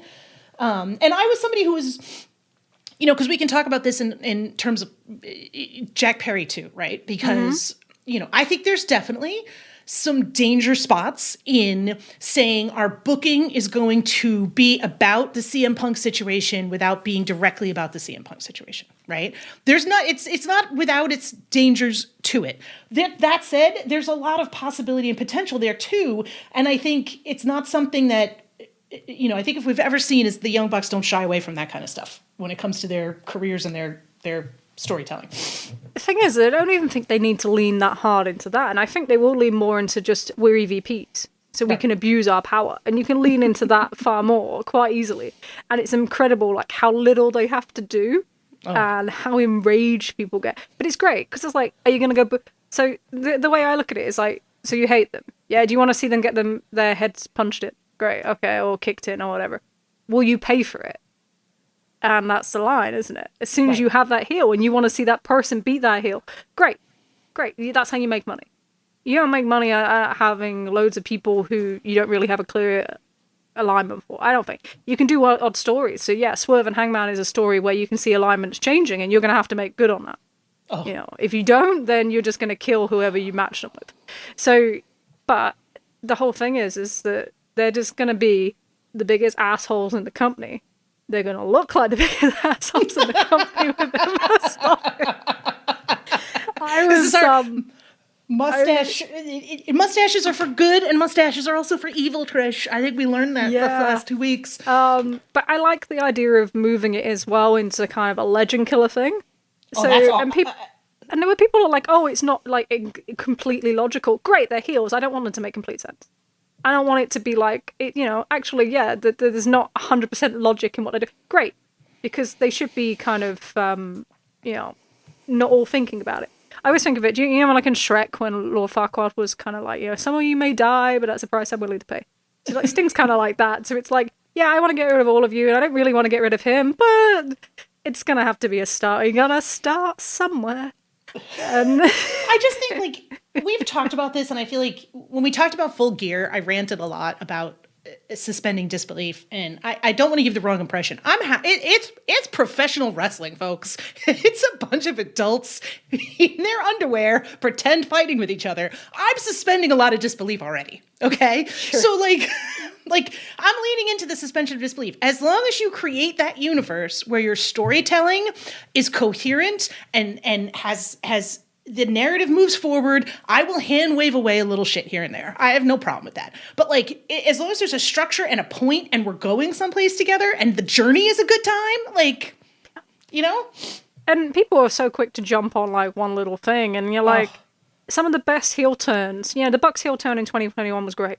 It started with that really shitty turn on Jon Moxley that just looked like crap, and everyone was like, I don't know about this. And 2 weeks later, they came out as the most atrocious little trolls in one of the, I think it was the Kingston and... No, it was Phoenix and Pac. Yes. They came out in that match, and they looked like... And all of a sudden, it just took off. And it was the same with, I think about Shawn Michaels, when Shawn Michaels turned on Hulk Hogan, 2005. And the first promo with Piper was kind of like, okay. But then, like, 2 weeks later, it was the funniest and best thing ever. Then he pissed Hogan off in a way that, God, all these people that moan about, like, Hangman and Punk, like, Hangman's Line to Punk would probably have a complete meltdown with the way Hogan took some of the stuff that Michaels did and said in that feud. And then, obviously, Michaels bounced around like a little pinball in that match. So, you want to talk about, like, going into business for yourself. Well, there you go. And people forget about some of these things. So that's one of the biggest pure examples. But yeah, so these heel turns, it's not one promo, it's where it becomes. And if they be able to turn this into something that they can use to create regular heel heat, and you have heels on this roster, because heels on this roster are going to be really important this year. You've got baby faces coming in. People come in or a baby face. Yes. Danielson at the moment is a heel, but the nearer they get to the day in August, he's going to be a baby face. Yes. Whether they want him to or not. Yeah. So if you are looking for somewhere as to kind of rebuild your career or to revitalize yourself or to move up, the answer is just trying to be top heels. I absolutely think that's the answer. No, I don't disagree. I think it's they definitely need some strong dynamics to build some programs around. And I think, I don't want to say that people have been tweeners, because I don't think that's necessarily true, but I don't think we've had some like absolute, shit heels to really, like you said, root against. People don't want to be, because that doesn't always get you over in AEW. Doesn't get you over the crowd. Doesn't always get you over with Tony. You need that momentum of that kind of So it's hard to kind of be that way because of the way that company works. That's where it is kind of different, for better or for worse, in WWE. But they will do that, and they will make it fun. And, the last thing I'd say about FTR, I'm tired of whining. They had the belts for a year, did nothing practically with them outside of the, we covered that. The 2 matches. But the funny thing was, do you remember when they should have really lost the belts with Max and Adam Cole? Yes. Which happened to be the hottest time for the tag division all year last year? Yeah. So, how they didn't really want to have fun, and they refused to have a kind of fun wrestling match like the previous ones, and it had to be a straight wrestling match. Oh yeah, there was a lot of little comments about the dancing and no dancing. So there was no dancing in that match, and they didn't want to play the heels, and they got stroppy about it. You remember the whole play our music, we're the champion stuff. Yep. Yeah, I was there. This is Sting, right? So one, the Bucks will lose to Sting if that's what he wants, they will just do it. They have no qualms about that. They are not there to steal his clout, which is funny because some of the people that will say that all tend to be aligned towards FTR, who really are quite good at that. But they were very much into a thing where they were not willing, one, to put over Max and Cole, but they didn't want any part of that. They didn't want to play the heels. They didn't want to be the guys that weren't cheered for. That's not helpful here. You want people who just who will just play the bad guys because to give Sting that ultimate moment. And that's what these guys are doing. And that's why it should be them in that position. And that's why the division should rebuild around them. You've got all these young teams, all these reforming teams, all these teams coming back. They need that leadership. They need somebody to elevate them. But then they also need somebody to play across to get them in front of that crowd and interrupt that crowd. Because, you know, the downside of what we said earlier is, so you've got all these singles guys wrestling a lot more. That may mean that tag kind of goes to a side in some aspects. So you are going to have to make the most of your moments. So you need to be in there with the right people. Yeah. And that's how this division is going to progress. There is no one better. I'm sorry, there's just no one better in this year to rebuild that division than the Bucks. Well, we've seen it. It's again, like, we're talking the same thing about the rankings. Like, we saw a year of FTR, you know, with the tag division. It's like the least well-reviewed, you know, the tag division is not in a good place. And it hasn't been for a while, right? And I think some of that is like, you know, I think there's an element of like team spirit sometimes where you're like, this is not the best thing for me, but this is the best thing for the group. And I can understand especially in wrestling, where that's a difficult mentality to have at times because you sacrifice yourself, you know, the person doesn't necessarily return the favor to do that for you. But I think that's one of those things sometimes where, again, I'm hopeful that the people coming in don't have that, the opposite attitude, which is I think what we've seen so much from a lot of these like 2020, late 2021 on, you know, AEW acquisitions, and not all of them. And I want to make sure I make that clear. You know, there are people that came in, you know, that have been like, what do you need me to do? I'm here. And I mean, this is one of those things where you just got to look at Swerve Strickland. The guy got over in losing. The guy proved value by losing. Like, yes, did he get opportunities where obviously he beat Hangman and everything else? But like, you know, he was perfectly happy to go out there and be beaten by Tanahashi. Like, you know, I think that's one of those things that I think. But he took his shot. He took a shot. He took a shot in a way that, you know, people talk about Ricky Starks. That's the other one I'm bored of hearing about. Ugh. He had every shot you could think of. He didn't take his shot. He didn't make his mark. He didn't change any business. No. You know, he did nothing that actually was momentous. And all you get is people crying about it on Twitter. I don't care. He had every opportunity in the world. In AEW, you don't get the opportunities in a way in WWE as in like waiting for someone to give you them. You have to take them or you will stay in the slot that you are in. And Swerve went out and he took that, you know, he took that opportunity. He got to work with a guy that was giving, and that's a big deal as well, because not everybody in the main event isn't. But he took it and he ran with it. And that's it. That's why he is where he is. And Ricky Starks is where he is. Well, I think the other big piece of that is willingness to change, right? Mm-hmm. Willingness to try something, say, this isn't totally cutting it. I got to do something a little bit different, right? And we've talked about this before. FTR and Ricky Starks are static characters. They do not change. They do not grow. Nothing is different about them, regardless of their alignment, regardless of like what they go through. Like, how is Dax Harwood a different character than he was the day he showed up at Daly's place? He's not. There's no journey. There's no journey. Right. How can you have a destination that people have like an energy towards if there's no journey? Right. It's basic storytelling, basic protagonism, essentially. And like we saw this with Swerve. Swerve has gone on a journey. Swerve tried some shit that did not work, right? The first iteration of the Mogul MC was not good, right? That went away and he tried something different. I think it's just one of those things where it's like, you know, if you're going to be the same character forever, you're going to limit yourself so much because, like, the person who changes is always going to be the more interesting person, the more interesting character. And I don't know. That's a secondary piece of that, right? Which I think would help those guys significantly, especially Ricky Starks, where it's like, you know, and I don't want to, again, nobody's trying to put anything on Ricky Starks. He's a very good upper mid-card wrestler. He's got a spot in the card, but like the endless whinging about how like I haven't been given opportunities. You've had programs where practically every main eventer in the company other than Kenny Omega. Right. Like if that's not enough, I don't know what is. You know, and you're competing with guys like Swerve, who take that one opportunity and they run with it and do all the groundwork. You're also competing with guys coming back into it, like Hangman, who can be seen for no months at all and then can come in and just throw out the feud of the year and add 15,000 pay-per-view buys on late buys. Right. You have to do something to move it yourself. You can't just... Yeah, that is, that's the hard part about AEW. And... Well, it does seem sometimes like the people who bitch the most get rewarded for it, right? Yeah, there's been examples of that as well. And, that's not always great. But it feels different. I don't know. And I don't know. It does feel a little different. I'm not going to lie to you. I'm more optimistic than I've been in a while. And we'll see how that shakes out. And there's still concerns. Oh, yeah. But it does at least feel that certain performances in the second half of the year have been rewarded. Yeah. And there is a little bit more freedom to it. So the thing about having Samoa Joe as champion is, and as much as, there's still some concerns about it, people still see him in some ways. They still see him as, like, a TNA WWE guy, okay? But he isn't sitting in Q1 all the time.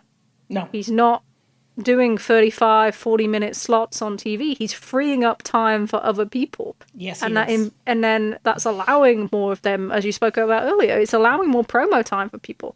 We're hearing other people's voices, which then allows other people to elevate. So you're not securing your own spot by preventing that.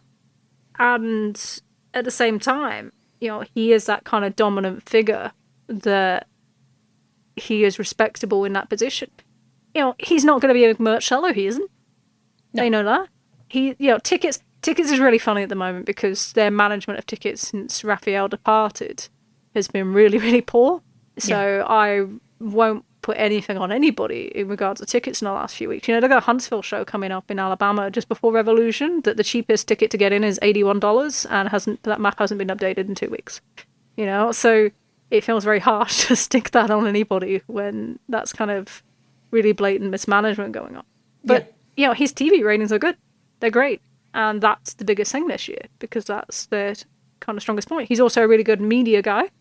He has interest because he's doing the Twisted Metal show. Yep. The involvement with other projects as well. He had an interview with ESPN this past week. The first interview with ESPN since Punk's interview before Collision. Yep. There was nothing around All In. There was nothing around any other big event. That's the first one. That's a change in that media relationship. So that's important as well. So in his role, I think he's great because he's just opening up all this space for everybody else.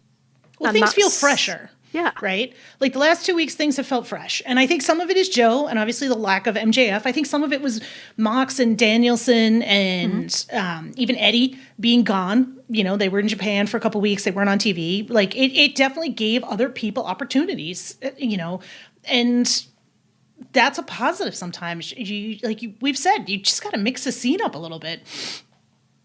Yeah, and we said it with NXT as well. Their ratings rebounded, not just because they brought all these other people. They rebounded before because it went to a different main event. They lost that black and gold era.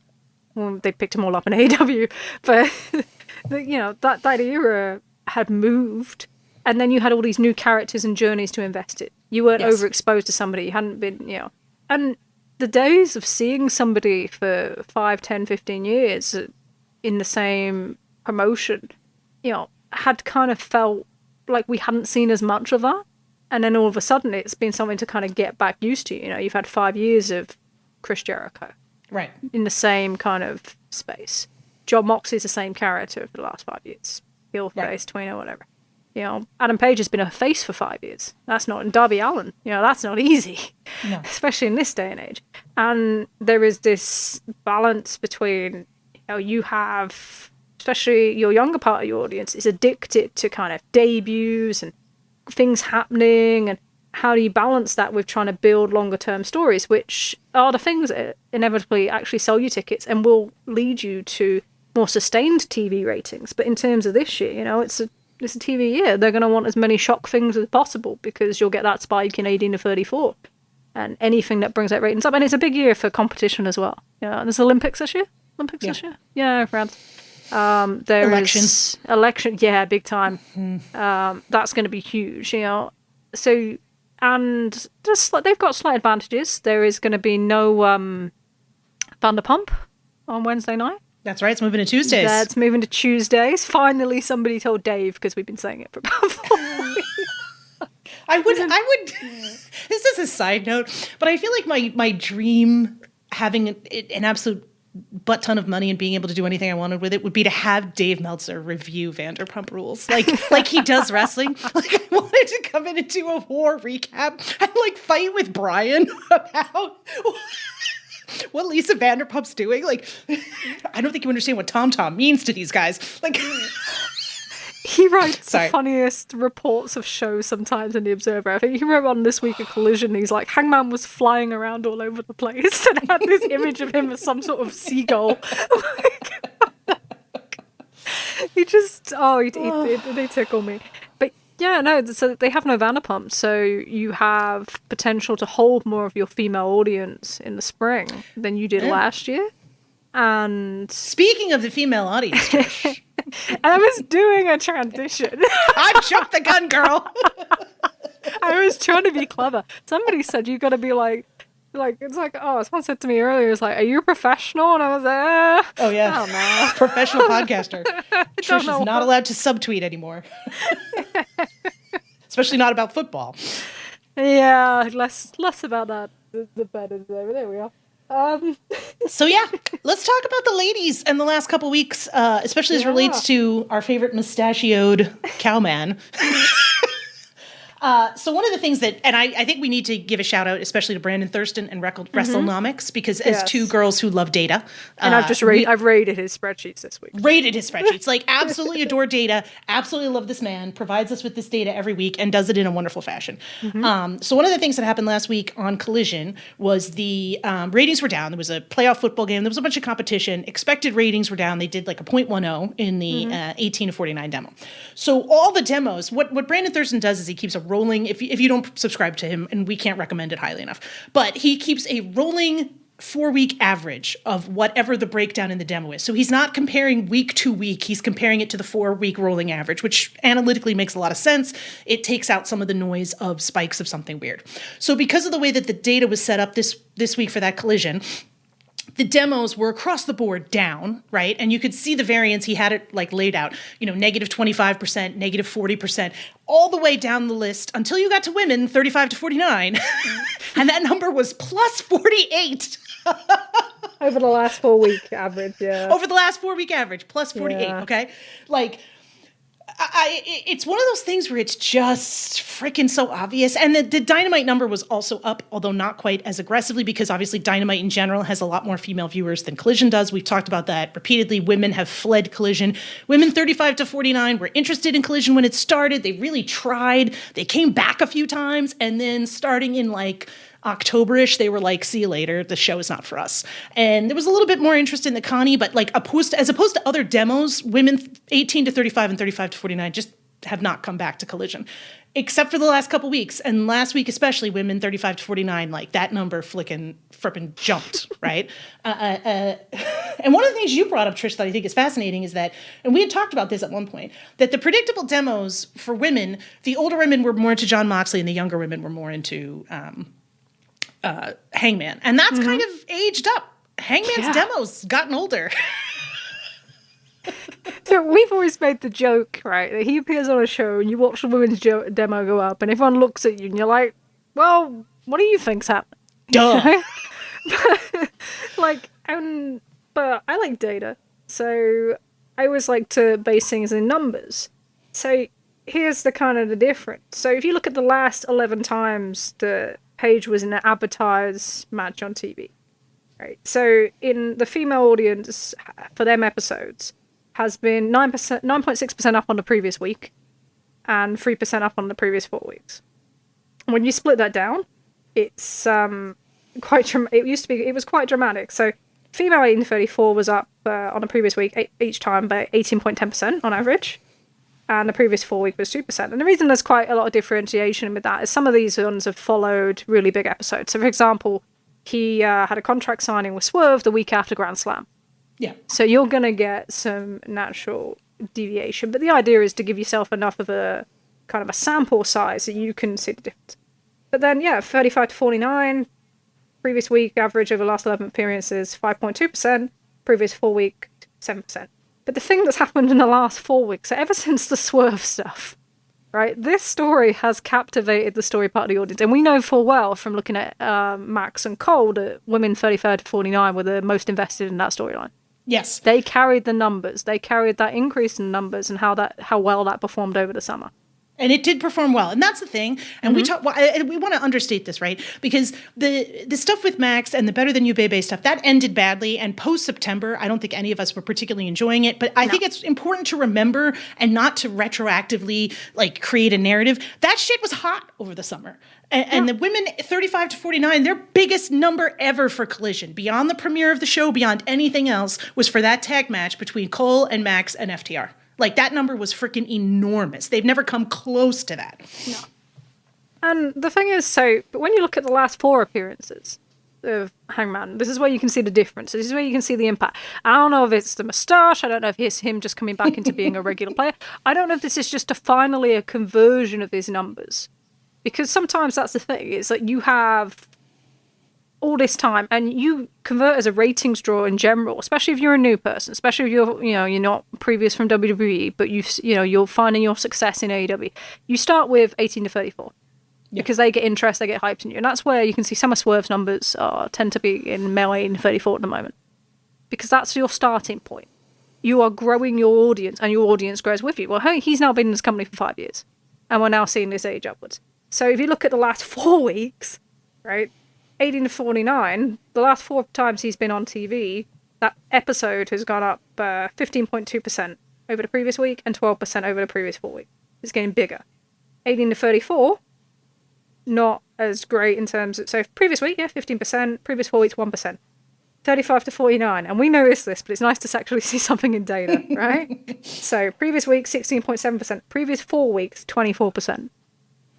So 24% increase in viewers in female 35 to 49 in the last 4 times he's been advertised for a show. And this is your canary in the coal mine demo. We've talked about this. Yeah. This is your canary in the coal mine demo. Where these gals go, the rest of your people are going to follow. Dude, come on. And this is, there's important things for this. So we've seen all the WBD stuff around 25 to 54. Yep. They're highlighting that older age group. So being big in that demo is important. There's also the big thing. People that are successful in that demo are really big. How can I talk today? I really use quite a lot in opening the show because they convert well from the Big Bang Theory audience. And it's funny because with the Big Bang Theory audience, there has been a real change in that number. But I remember seeing... So, when they did the Joe Page promo and Into Roderick Strong on the Winter is Coming show? Yes. And the first quarter did 1.092. Biggest first quarter in... So 1.098. God, I can't even read my own numbers. But everyone was like, oh my God, where is that number come from? And people just went, oh, it's the lead-in. Oh, it's the lead-in. Well, that lead-in was 1.157 million. The week after, it was 1.193 million. And they only did 964,000. So whether you say it's the lead-in or not, there's no question. I can look at the numbers. I look at that number there. I look at this Claudio number as well. And what you can see is he is retaining more than others in that position. And I don't think he's ever been able to do that before. I think he's been put in that position, and it tends to have been ex-WWE guys that go in that position that do well. Yes. So Jericho, Moxley has always been in that position because of that. And this is the first time that he's really kicked into that. Because, on that one, he retained far more than they did the week before. And far more after. So, and this is the thing. So Big Bang Theory, the last, I count them now, 8 weeks, has been over a million viewers coming into it. And it's been between 0.2 and 0.25 in the demo. Yeah. So it's actually been quite consistent. And there is no relation in terms of the 35 to 49 numbers directly with the amount of the lead-in. So it's not an automatic. It's not reading in data. It's automatic. Oh, the lead-in's up, so we get this increase in viewership and we get this increase in 35 to 49. No, the right people have to convert that, and that's a skill. And that doesn't maybe sound important, and people look at it and go, oh, the second quarter was this. Doesn't matter. if you have somebody who can convert that on a more regular basis, or you can increase the field of people that do that, it increases their value because you're adding something to the end line of that episode. It might be the difference between a 0.32 and a 0.33, but that may make a major difference going into TV negotiations. So that's his calling card, you know, and he's a dark horse issue. I don't expect him to get the belt, I've said it enough times, but his argument for heavier placement is there. And if they are going to bring new people in, and you are going to have to settle people into the structure, you know, they can't afford to lose 24% of their women 35 to 49 audience. No. So he's going to have to be placed strongly. Well, this is where, like, again, you and I talk a lot about this. The numbers are there, and I think that's part of the question as to why you and I are like, why aren't you using this dude more? Like, the package, that's the full package, like, Jesus Christ. And I also think, like, realistically, from a booking standpoint, I think the most exciting thing you could do is have a three-way at Revolution where Hangman cheats to win, right? And Swerve then, there's a double turn, and Swerve chases his ass all the way to either Double or Nothing or sometime in the summer.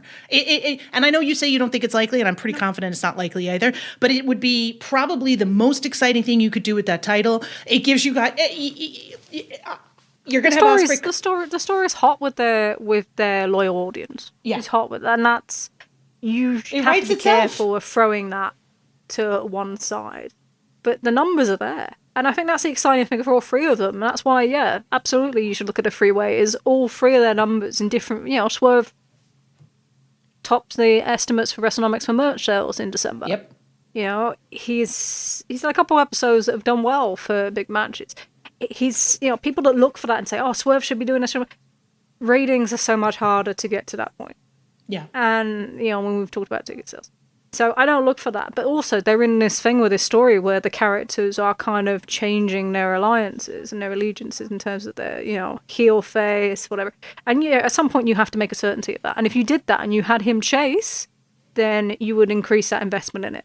And you would probably increase people's investment in him. You know, you have to be careful of not doing it too soon and then kind of overshadowing him with debut. So, right. Yeah, it's an interesting one. And, you know, people talk about the rankings with that. They say, you know, why should Hangman be in that match when he's lost twice to Swerve? Or Swerve lost twice to John Moxley. So should Moxley be in the match? Right. It's a difficult one. And that's where, you know, they talk about rankings resetting the start of the year and the records reset the start of the year as well. You have your lifetime record, but you have your year record. And they're both probably going to be 3-0 going into this year. They're playing on it a lot, though. They're playing on, like, the Swerve beat Hangman twice. That I'm not sure if they're not going to run something before Revolution. It's kind of... You know, normally you'd shy away from that if you were trying to hide from it. So, I don't know. But it's certainly an interesting time to have so many people with momentum, you know. It's super interesting. And... It's one of those things where we talked about at the beginning when it came to Ospreay and Okada that, like, you have to have a plan, and I think you do have to have a plan. But I think one of the things that Tony Khan has unfortunately been, we've seen over 5 years of booking, is that once he has a plan, he's reluctant to move away from that plan, even when it's not freaking working, right? So, you know, you would hope that the data and the support of, like, the audience would kind of be like, hey, maybe we should stick with this stuff and, like, run with it a little bit longer at least and, you know, see where it takes us, right? But I think while you and I are certainly a lot more positive lately, I don't know if I have totally given up my wrestling trauma of 2023. Yeah, look, like, trust always takes much more to gain back than it does to initially build. So, but I also don't want to be greedy. I don't want to be greedy. No. Hangman has been in 7 matches in 2023, and in 2024, I'm going to see him 4 times or 3 times in, like, 2 weeks. So, like, you know what I mean? Who, please, right? There's storylines, there's feuds, there's my fun guys are back. Like, I can't complain that much. No, and the important thing is, you know, the way that WWE got hot was they had multiple people with momentum. And they paid them off to an extent. So, yeah, they didn't convert Sami Zayn. And I still think that's a bit of a failure. Yeah. But they had then him and Kevin Owens. They gave him that moment. So that part of that fan base, it rolled on. Then you had the Uso stuff, that rolled on. Then you had LA Knight, that rolled on. Then you've now got these returns with... He's weakening, but I don't think... He's one of them guys where you get hot, but I don't disagree with... It wasn't going to go long term. Yeah, I don't disagree with that either. But then you've got, then you can play into your returns of your Punk and your Randy Orton and whoever else. So you have that momentum of multiple people. And, we'll see if that changes. Will they pay Cody off? Or will they throw The Rock back in? We don't know. Will there be detriments in terms of you put a title onto Punk and you make all these other things? Especially when you see, episodes that he had, he was on the week before, did the same rating as last week, with last week had more competition. His quarter did great, but the episode did slightly better last week. So you have that balance with people. So this is the same thing that both companies are kind of facing, but with AEW you have people with momentum for the first time in quite some time. If you can magnify that and you can increase that, and the Bucks can get some momentum back in the tag division, you probably have someone come out that you don't even see come in. If you can add to that and that's the key. So you want these additions, Ospreay, and then potentially Monet and Okada. You want these additions to add to that, to encourage that momentum forward, but not to constrain it like it did in 2021, 2022, ultimately. Right. Yeah. But we are quite happy today. It's quite nice, isn't it? I know. Isn't it rare? I like to yell. I like positive yelling, right? No one's going to like it. They're going to be like, why were you so happy? Like, you're not allowed to be happy. Got to be sad. Negativity sells, baby. Yeah. That's what we've learned. Allegedly. I'm allowed to be negative because I'm British, right? That's my accent, right?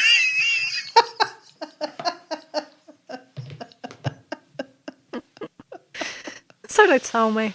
Oh, well. No, there are things to be positive about. And I think, it feels like a more positive outlook across, even New Japan. So you have the loss of Okada, but some of their upcoming cards are quite interesting. You want to see what they do with certain divisions now. It opens up opportunities. Sometimes that's interesting as well. And there has been a kind of static main in New Japan for a very long time. If you've been watching New Japan and you've been frustrated at the way that they've handled their booking and you felt that it's been static, even though this is something that you don't want, losing Okada, at the very least, you'd hope it would be a wake-up call to say, hey, we got to start doing something differently. They've got to push some of these young guys. Yeah. They have to. And, there's a interest in that in itself as a beacon of interest. What will they do with the Musketeers this year? Right. Are they finally going to push Hiromu up as a heavyweight? And he doesn't need to stay there. Like, Liger had to step in as a heavyweight when they needed him. This is a similar thing. Liger's his idol. You need to step up, Catman. You need to step up. You need put that on a t-shirt. He's put many things on a t-shirt. I own about half of them. But you need to step up, and you need to be the guy aiming for that main event at, Wrestle Kingdom next year. That surely should be. And then, because the thing is people say, we need to put one of the Musketeers in Wrestle Kingdom. Maybe we do. But you maybe won't because of the size of that venue. They will always go with a guaranteed draw. And they've done that in pretty much every Fed in Japan. But it is interesting. And their US card, the Windy City Riot card is, it's definitely the biggest strong show they've ever run. Not just in terms of venue, but in terms of a top match. You managed to get Jon Moxley, Tetsuya Naito? Yeah. It's not just straight out of my brain, by the way. Although Mustafa Ali and Hiromu might be as well. But, I think I wrote that card. I sent it to Tanahashi. But, yeah, you're securing matches, and this is that part of that thing where it's not like with, people talk about New Japan relationship with AEW and all this poaching stuff. But AEW have a need to keep New Japan happy in some way because it's all the spheres of influence in Japanese wrestling where they don't want WWE sneaking in on their territory like that. No. And all of a sudden we've got Tetsuya Naito and Jon Moxley. And I know you can never stop Jon Moxley working in Japan. It's never going to happen. It's not going to happen. No. But these are sometimes some of the benefits. And it does feel like there's more to look forward to this year than last year, just as a creativity point across kind of wrestling. So yeah. Well, it just feels like that long slog of like October, November, December is over.